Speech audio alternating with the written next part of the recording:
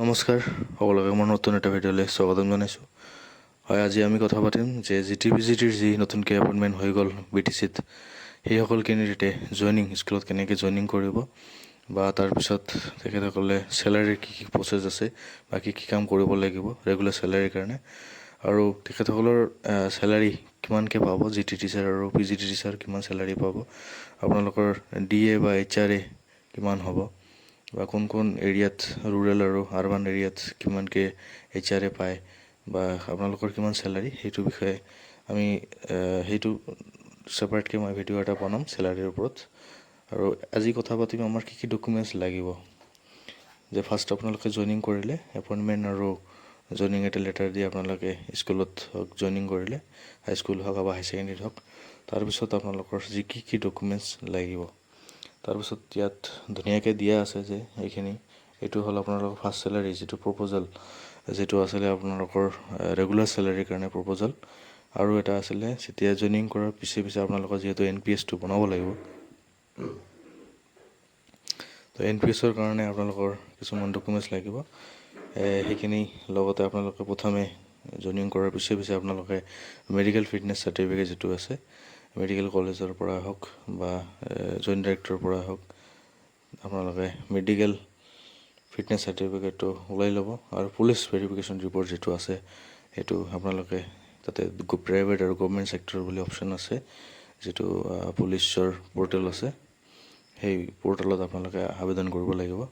আৰু সেই হিচাপত হয়তো ভেৰিফিকেশ্যন মাতিব থানাত, আপোনালোকৰ লোকেল থানা। তাৰপিছত ভেৰিফিকেশ্যন হোৱাৰ পিছত আপোনালোকৰ সেই পৰ্টেলতে আকৌ এইটো ইহঁতৰ পুলিচ ৰিপৰ্টটো সন্নিৱিষ্ট কৰি দিয়ে, তাৰ পৰা আপোনালোকে ডাউনলোড কৰি সেই বস্তুখিনি জমা দিব লাগিব। এতিয়া কথা পাতোঁ মই সেইখিনি NPSৰ কাৰণে কিছুমান সেইখিনি ডকুমেণ্টছ। যেতিয়া NPSৰ কামখিনি আপোনালোকে জমা কৰি NPSৰ কামখিনি ট্ৰেজাৰীত কৰিব, NPSে কাম কৰাৰ পিছে আপোনালোকৰ ফাৰ্ষ্ট মানে প্ৰভিশ্যনেল চেলাৰী যিটো আছে, সেইটো আপোনালোকে পাবলৈ সক্ষম হ'ব।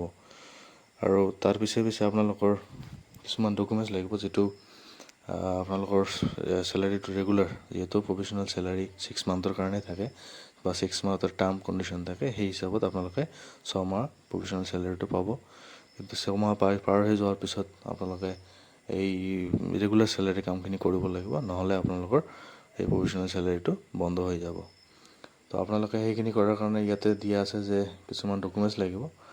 সেইখিনি আপোনালোকে ফৰৱাৰ্ডিং এটা হেড টিচাৰৰ পৰা আপোনালোকে ফৰৱাৰ্ডিং এটা লাগিব, এপইণ্টমেণ্ট অৰ্ডাৰটো লাগিব, জইনিং অৰ্ডাৰটো লাগিব, আণ্ডাৰটেকিং যিটো NPSৰ আণ্ডাৰটেকিং হয় বা অৰুণোদয় আণ্ডাৰটেকিং এটা আছে, সেইখিনি আপোনালোকে দিব লাগিব। আৰু স্মল ফেমিলি এটা এফিডেভিট হওক বা যিটো APSCৰ ফালৰ পৰা এটা স্মল ফেমিলিৰ কি দিয়ে, সেই বস্তুটো আপোনালোকে জমা কৰিব লাগিব। তাৰপিছত আপোনালোকৰ ফৰ্ম A আৰু ফৰ্মেট B যিটো আছে, সেইটো আপোনালোকে উলিয়াব লাগিব, হয় স্কুলৰ পৰা হওক বা আপোনাৰ ট্ৰেজাৰীৰ পৰা হওক, আপোনালোকে সেই বস্তুটো উলিয়াব লাগিব।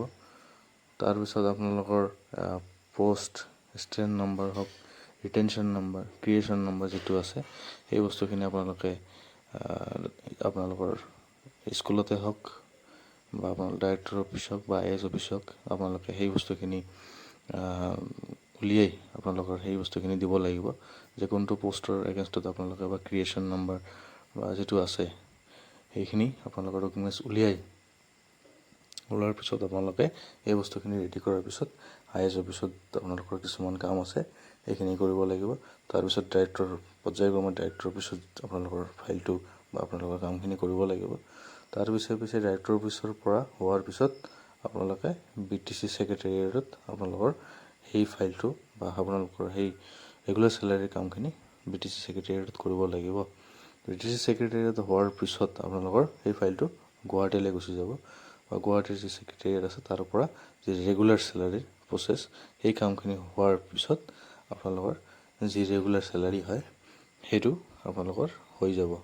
তো এই প্ৰচেছখিনি গোটেইখিনি আপোনালোকে যিমান সম্ভৱ আপোনালোকে অতি সোনকালে আপোনালোকে এই প্ৰচেছখিনি কৰক।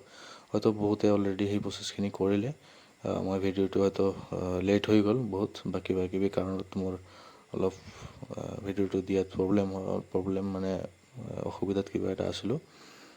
তো যিয়ে নহওক, অলপমান লেট হ'লেও আপোনালোকক মই জনাইছোঁ যে কি প্ৰচেছ কৰিব লাগে। এই ডকুমেণ্টছখিনি আপোনালোকে ৰেডি কৰক ইমিডিয়েট।